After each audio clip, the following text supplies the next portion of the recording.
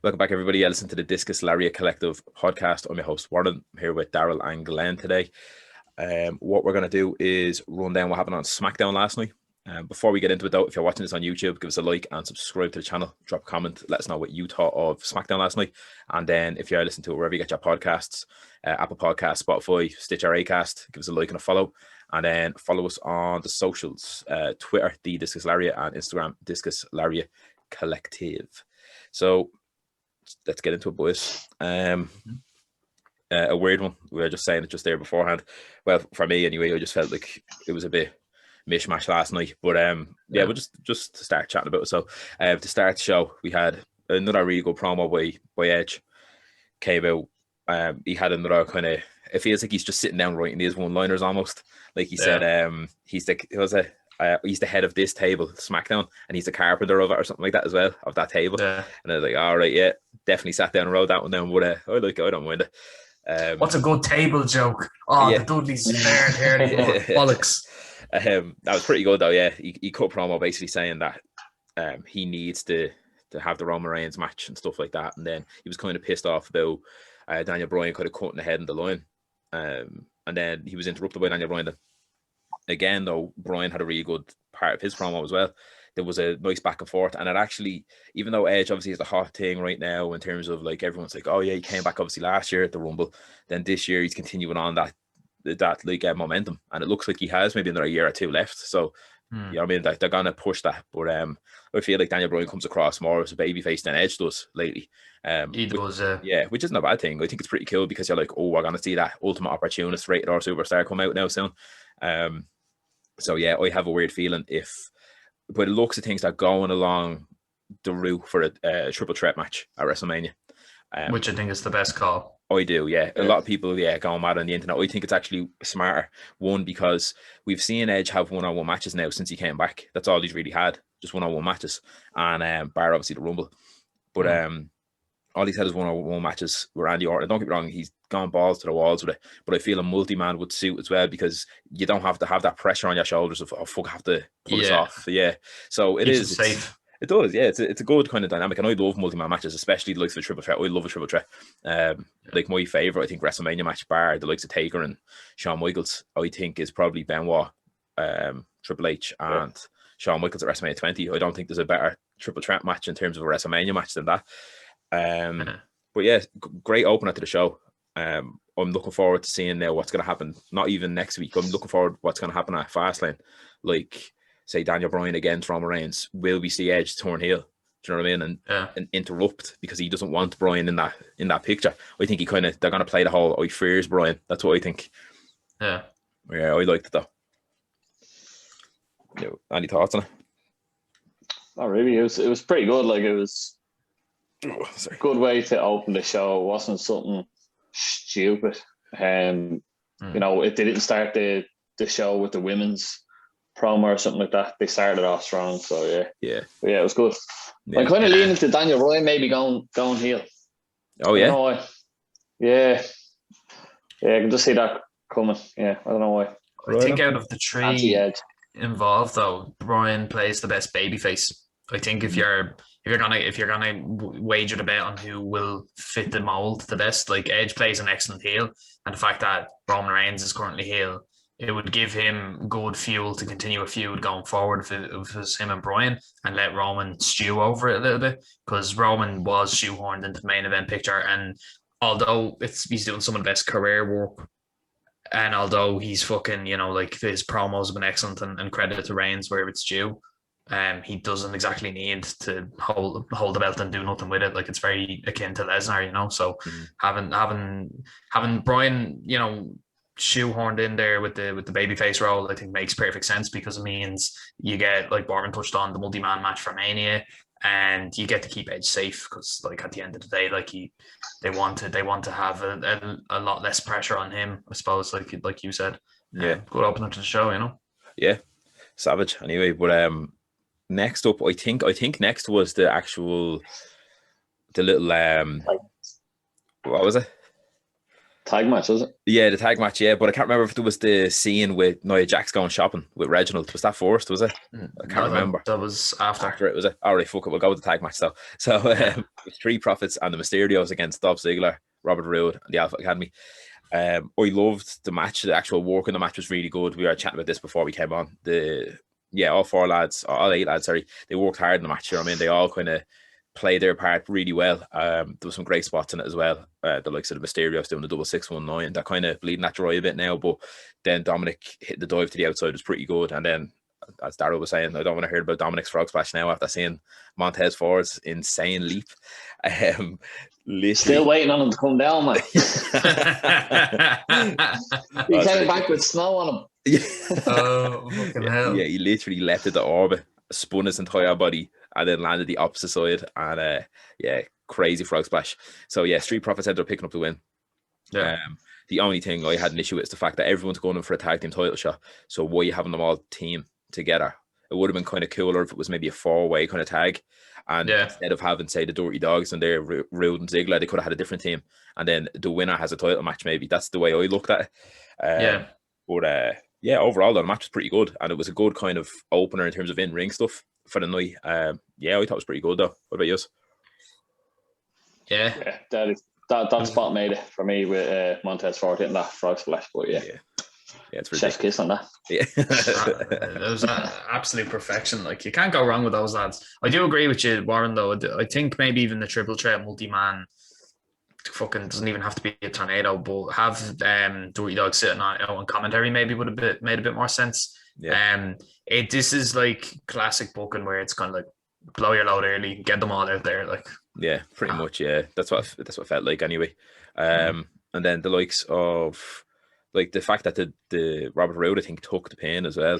So that's kind of, it's a bit like, I think they could beat you that easy.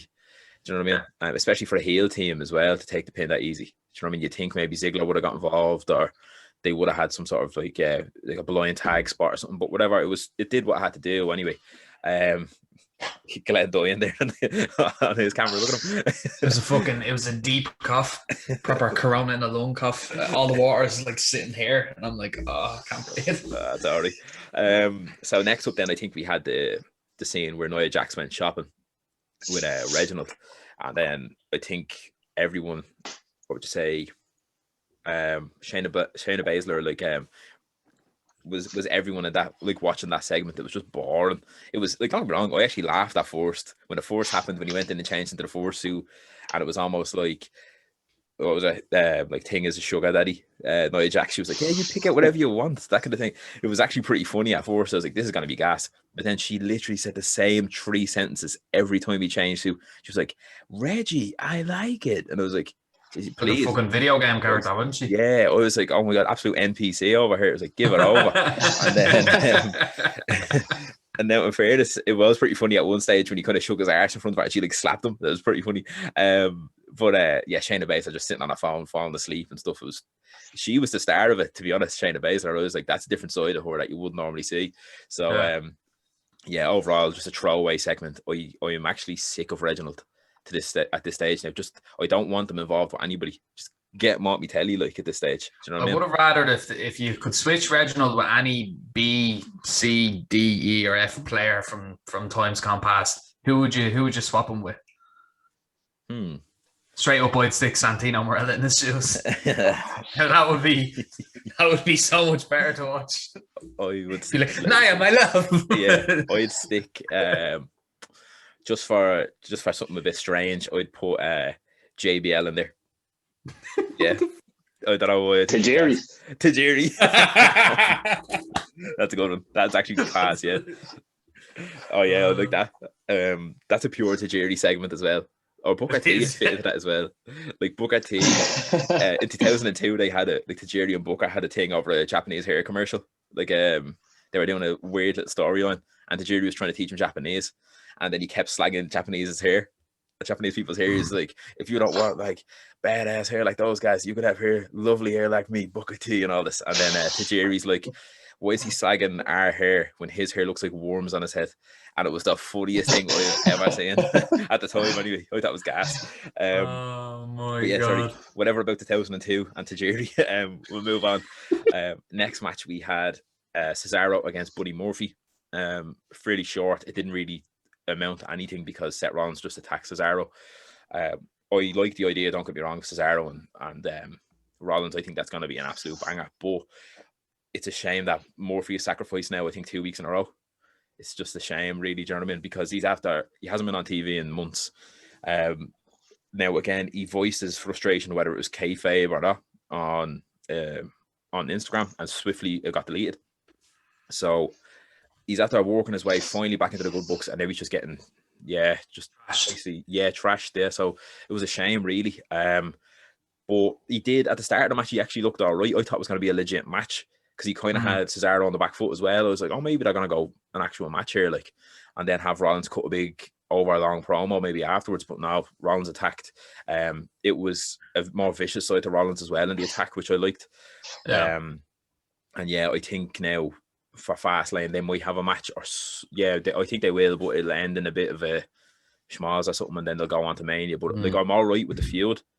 I just don't feel Buddy Murphy doesn't deserve this. Like, no, he doesn't. And then we had a little scene with Nakamura as well backstage, where he kind of went face to face with Rollins as well. So we could get, as we said a few times now, multi-man maybe. It's because none of the WrestleMania card, there was a report there yesterday, none of the WrestleMania card is confirmed yet. In terms of, obviously, don't get me wrong, obviously you have Edge and Reigns and Bianca Belair and Sasha. But apart from that, there was a few matches apparently in the pipeline, and Vince literally ripped up everything the other day. He was like, I'm not happy with this. And that's daunting as well, because you're literally a month away. Yeah, this is like, we raised this, I think, 2 weeks ago. Daryl, we were discussing this at length on one of the episodes. Does this feel like the shortest amount of time without knowing what you're walking into, without knowing what you're buying when it comes to Mania? I don't remember it being this close to the wire. Like, no, I think I was more invested in the likes of Elimination Chamber and Royal Rumble. Absolutely, I am at Mania. Like, I was only talking to one of the lads in work there about it, and like we were saying, do you know what the card is? Yeah. It's like, no, not really. Maybe one or two, and it's a 2-day event. Like, so what? There's about 6 to 8 hours of basically matches and stuff like that. So I don't know what they're gonna do, but it's a hell of a lot of time and a hell of a lot of matches that they need. So unless they're gonna start stacking NXT up onto this WrestleMania, I just don't think there's enough matches that will intrigue me in WrestleMania. Yeah, there's not enough time, as you said. It's a very hard sell, because we were talking about it on Thursday. There's gonna be about 8 days nearly of wrestling. Yeah.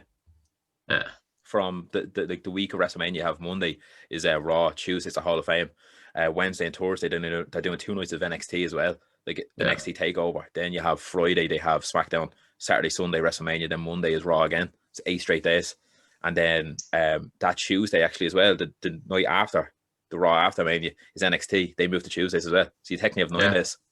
Insane. I can guarantee you AEW are going to be doing something fucking huge that week as well. Yeah, absolutely. Guarantee. Yeah, doing bits.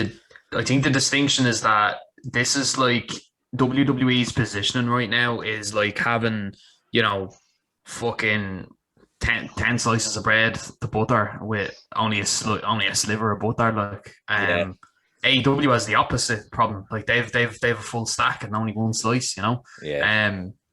It's such a strange problem to have, and I genuinely can't come up with a solution for it. Like, SmackDown's indicative of it. How many wrestling matches was there on the card?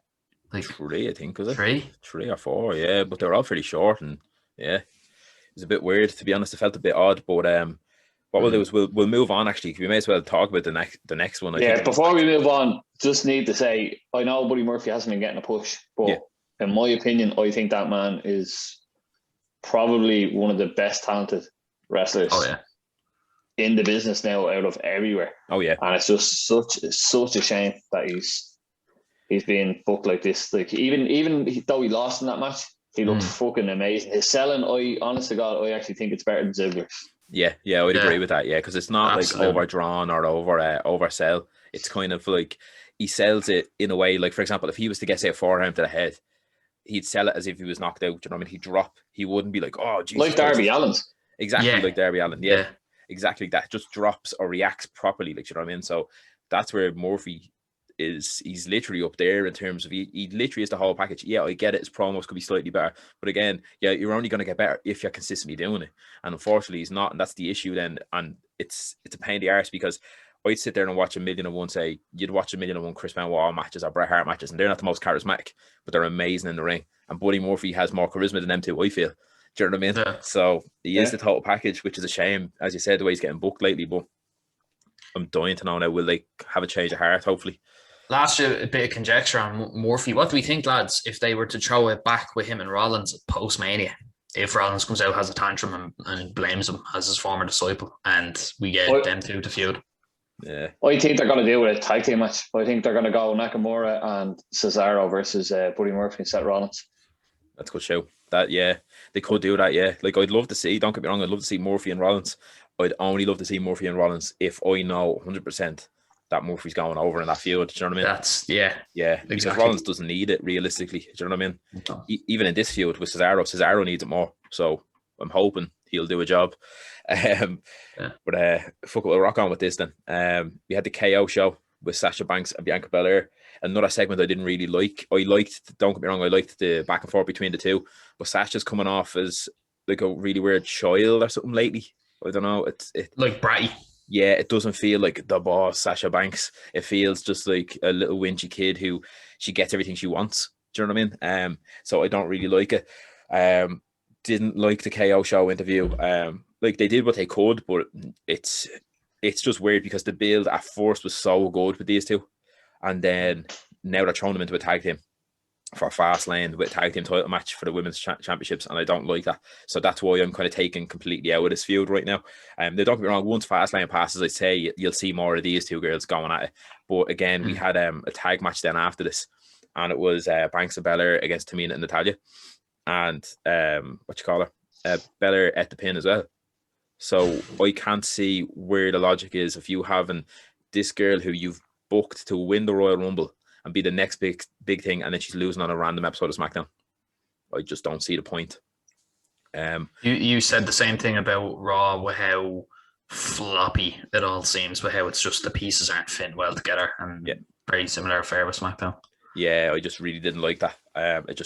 As I said, it takes me out of feud then with Banks and Belair. Now, hopefully, the only thing I'm thinking is just hopefully once they get past Fastlane and they might have a clearer picture of what they want to do with the WrestleMania card, they might be able to just pull the trigger on these two girls. Like, you might have, say, Banks turning heel and just go whole hog, but until then, all we can do is really hope for it.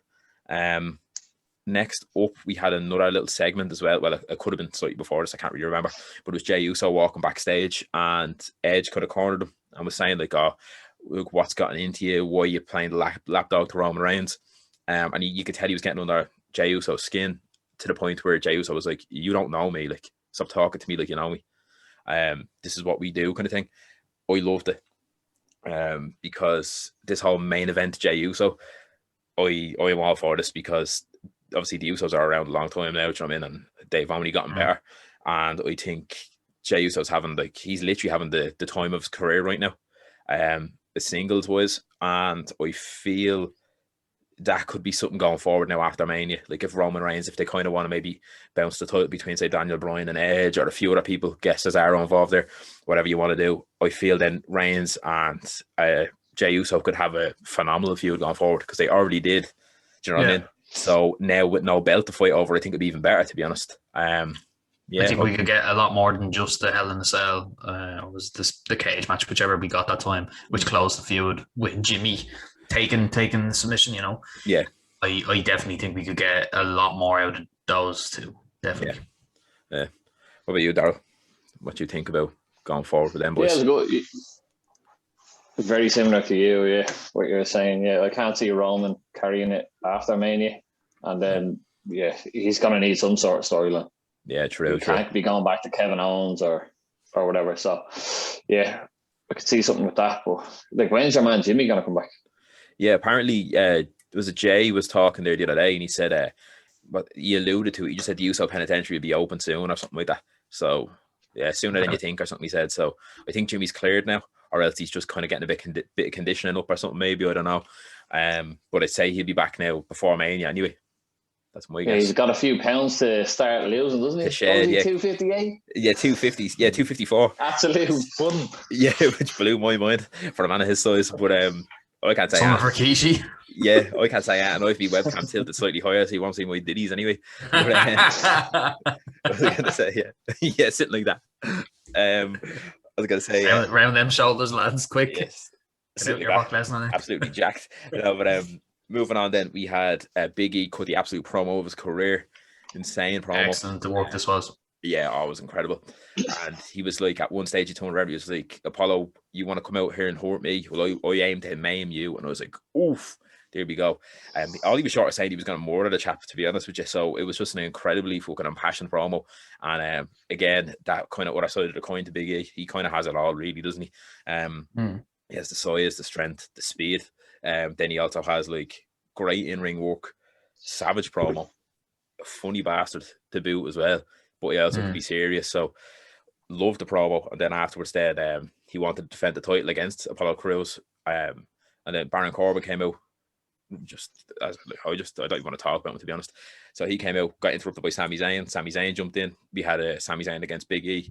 They called it a championship match. Standard run-of-the-mill kind of match. There wasn't much to talk about, to be honest, until after.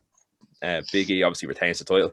Apollo Crews jumps him from behind, cracks him with the steel steps again, and then they kind of poses on the steel steps. Class. I'm loving this feud, to be honest with these two boys. I think that literally the work of their career right now in terms of single stuff. I'm loving it. I'd be happy to see the IC belt swap between them for the year, honestly. If this was, I honestly wouldn't mind it. With the odd interjection from another wrestler, that'd be perfect. Excellent field work. It reminds me, I think we were chatting about this last one. It reminds me of Jericho and Benoit. Yeah, it's intense. Like, I think I love the way they're after going with Apollo. I know we were talking about before. It's like, I hope they come out. We had some Nigerian kind of outfit and stuff like that. You call that, man. You call that. Yeah. They pulled the trigger on it, and my God, that outfit he had on was fucking class. He looked $1 million. Yeah, his New Gear's Whopper. Yeah, you can see him now going down that line of the likes of Booker T, or you can just see him kind of that role. Yeah. Well, hopefully, but hopefully they don't fucking just drop this and have him just playing a Joe character a couple of months down the line, because he's got so much potential. Didn't think he had it in him, so yeah, I'm delighted. Awesome. Yeah, I'm really delighted now he kind of came out of a shell and showed what he can do. And I seen something very funny. I'll just touch on this real quick because obviously we're kind of rambling on. But I seen a gas tweet. I think it was. No, it wasn't. It was something from the Wrestling Observer newsletter. Dave Meltzer's joke. And he thinks the current Apollo thing is extremely racist, a slap in the face to Nigerians, all this sort of shit, right?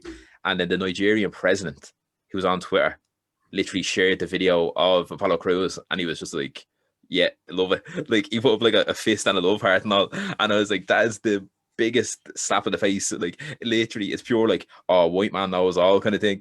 And he knew. Fuck you, Dave Meltzer. Like, yeah, you gobshy. Yeah, it was fucking gas. Fuck it anyway. We'll ramble on with this then because, fucking hell, 10 minutes left.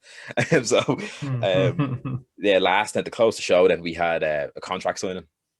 What was it? Reigns was kind of playing he was just like, you know what, actually, Daniel Bryan, last week I was feeling this match, not anymore.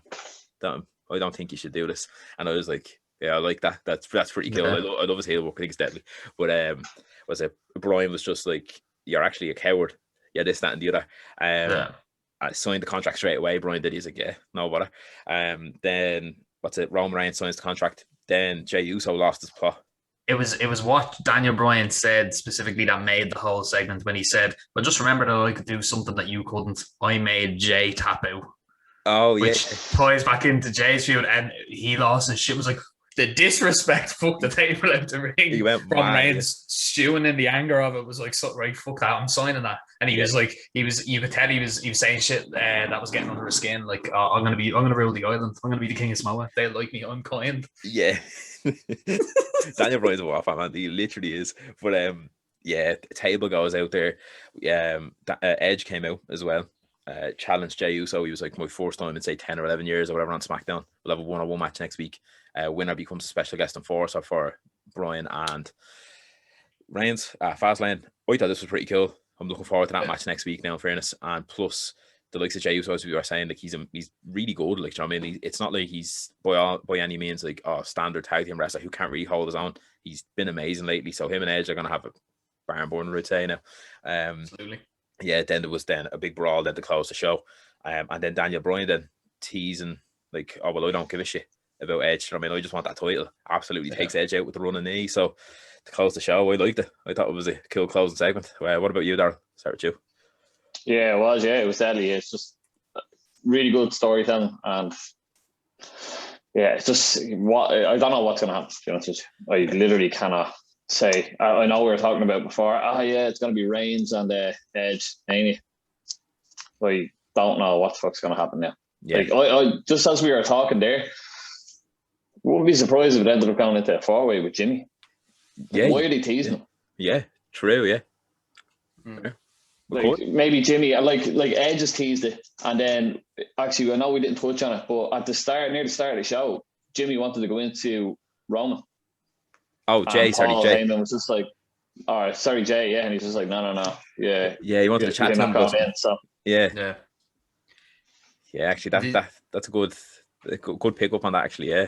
It could be very interesting. Like you could see something along the lines of Edge winning his singles match with Jimmy or with Jay. Jesus, lads, with Jay and fucking in the Fastlane main event. Then if Edge screws over Daniel Bryan, but then Jay comes in and screws over Edge, and that creates the kind of the friction again with Jay and Roman. You could very well have a fit 4-way, and to be honest, I wouldn't mind that. I would not have a problem with that if that was for them instead of trade them. And it sounds more now like that. If it ends up just being a singles match with Edge and Roman, I'll actually be more disappointed, I think. Yeah, because of all this build and these teases then with Jay and Bryan and stuff. Yeah, I suppose actually. What if we got a singles match with Edge and Bryan and it's Jay who screws Reigns over? Because after all, Jay got fucking battered by Reigns for months on end. And we get them having a singles match. Holy shit. I think it'd be pretty cool if we had Jimmy come in and actually screw someone out or something, and then you'd have Jimmy versus Jay at WrestleMania. I think that'd be pretty cool as well. Like there's always you can spin it. Now obviously I don't want to see the Usos break up, but whatever. Again, like though, but they are kind of building that whole friction within the family as well. Do you know what I mean? So yeah. I'm looking forward to the next few weeks, to be honest, boys. This is the only real feud that's keeping my interest going. This and I'm kind of picking up on the Cesaro and Rollins one right now, but in terms of like main shit, I'm thinking this is the go-to now for me. But overall good ending to the show. The show was all right, like don't get me wrong, it was pretty good. It was a lot of promo, a lot of like build to certain things. Some of it paid off, obviously, the likes of the Daniel Bryan, Edge, Reigns. Some of it fell a bit flat, Sasha Banks and Belair, but overall like a decent episode, but it was like felt fairly filler. It felt fairly flat as well, most of it. But yeah, no, I'm looking forward to next week now. Hopefully we'll see a bit more with Big E. We'll see a bit more then with Edge and the like, and then hopefully they reinvigorate the feud between Belair and Banks. Yeah. But if you are all right with it, we'll call a wrap on this one then. I just want to say, if WWE drops the ball, you know what you get? If you drop the ball on all these feuds, WWE, just don't scream it. You just made the list. Thanks. I was shit myself because when you did that yesterday, I was editing the stuff last night and I could not for the life of me get the right kind of volume. Yeah, I was like, oh my god, because I kept doing it too low. Oh, geez. Yeah, so before we were chatting, and it'd be all like normal level, and then it'd go super low, and it'd be like you're whispering, and so I just couldn't get it. But I'm no audio producer really, so it's right fall down. But so overall, pretty decent episode of Smackdown. As I said, felt a bit filler, but yeah, does the job. So up next, then we'll be back here. Then I'll probably throw up one of the top 5s that we did. I only threw up one. Today it went up finally, but we have a top 5 breakout star of a tag team that's coming up. I'd say I'll upload that tomorrow. Fuck it. So that'll be tomorrow. And then on Tuesday we'll be back with a Raw review. So before we go, once again, thanks very much for listening or watching, whatever you're doing. As I said to start the show, follow us on whatever platform you're watching this on or listening to this on, and then hit us up on the socials. Instagram is Discus Lariat Collective, Twitter is The Discus Lariat. And then until next time, we will see you later.